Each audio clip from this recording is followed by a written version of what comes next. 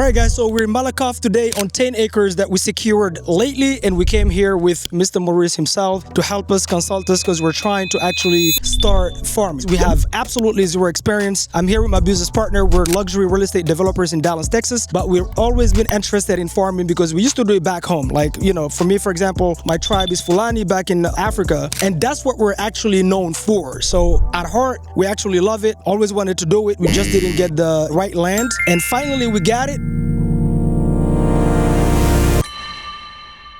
Guys, I'm gonna talk to him, ask him a couple of questions, and see how young black people can start in this business, because honestly, number one, we as black people, we need to start owning more land. God is not going to make any more of it. That's done, right? So we're gonna ask him a couple of questions. He's gonna give you some game on how you can get started. And so Mr. Morris, how long you been doing farming for? I've been doing it over 50 years. 50 years, guys. So what would you, okay, fantastic. So what would you advise young people that are actually maybe reluctant to start it because they're overthinking it, they think it costs too much, or they just don't see a way to make money out of it? Well, you got to look at one thing. It's always going to be a market for something to eat, for meat. And right now there's a market for goat meat, sheep meat, and for beef, as you can tell. And it's a market for it always, because people are going to always eat. Just like gas, people are going to ride. Just like houses, people are going to live in houses, and they're going to always eat meat. So you don't have to have a big place on your farming, but you just got to, the way that you just got to have your production, and you can produce a lot on a small 2 or 3 acres of property,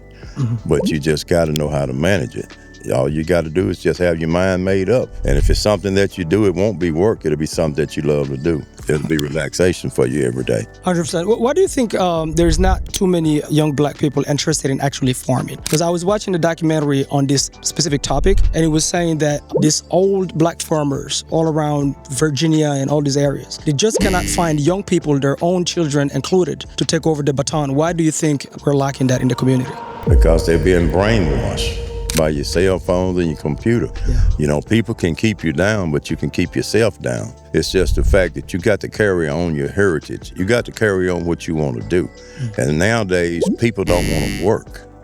They don't enjoy it. You got to enjoy what you do, and you got to make money all at the same time. But if you're always on the cell phone, always on the computer, and what they're not realizing, everybody can't work a computer. All those jobs are going to play out. Sooner or later, it's going to be too many in that. It's going to be too many in a whole lot of things. But there's a shortage on farming. Why do you think meat is going up? Because it's a shortage on cattle. Anybody now that want to go off into the meat and production business, they're going to be ahead forever. I'm not talking about for the next 5 or 10 years. I'm talking about forever. Because the shorter things get, the more the cost is going to rise. And if you're in it, you're going to be on top. It's just like just stock, man. Just like the stock market. You're going to make money. I mean, you're going to make money, but you're going to enjoy making it. All you got to do is just get your brain together. Quit being brainwashed by people, man. You look at too much TV. You look at too much news media. You look at people hand you down, want to just give you something. Get out and work for it and make it. You can make it happen, man. I've made it happen all these years. You can make it happen, and I enjoy it.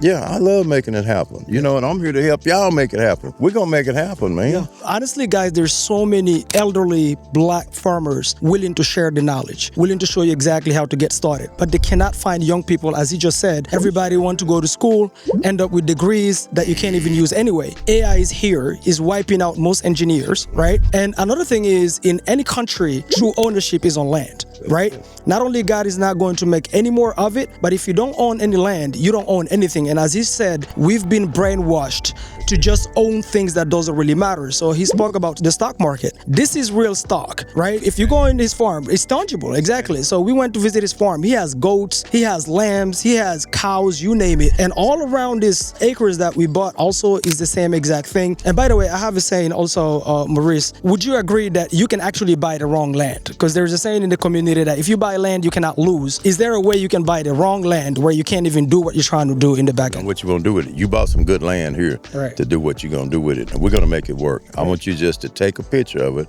or video it now, and video it again in about another 3 months after we get everything out here and get it fenced up and put your name on the gate. A lot of Africans are farming back home, and now they are switching to the US. How can we get them assurance that there's lands and there's knowledge that Maurice can really help people get into farming here in the US? Because most of them are afraid of starting farming here.